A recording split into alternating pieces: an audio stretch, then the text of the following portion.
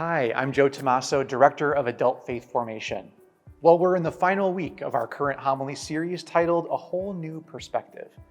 In this series, we focused on how Jesus took the expectations and assumptions about life held by people in Jesus' time and flipped them on their head. He shined light in the darkness and gave people a whole new perspective.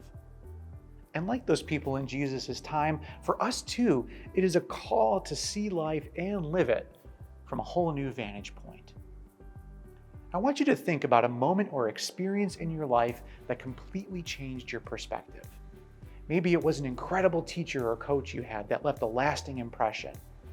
Or maybe it was when you got married, or had children, or faced a health crisis, or the death of a loved one.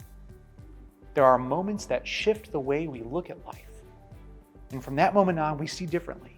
We gain a whole new perspective.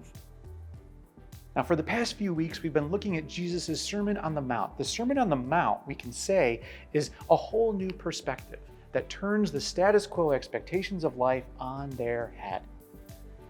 Jesus continues to challenge us in the gospel reading for this past weekend. Much of the focus on that reading is on people who mistreat us. And I think for many of us, these can be some of the most challenging demands of Jesus.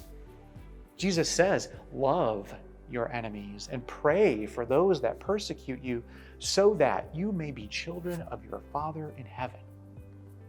Jesus is saying that loving our enemies and praying for them makes us children of God. And Jesus modeled that in the extreme, forgiving even those who executed him. And our situation might not be as extreme, but the call is the same. Forgive. Forgive. Sometimes it can feel easier to wallow in a grudge than to forgive.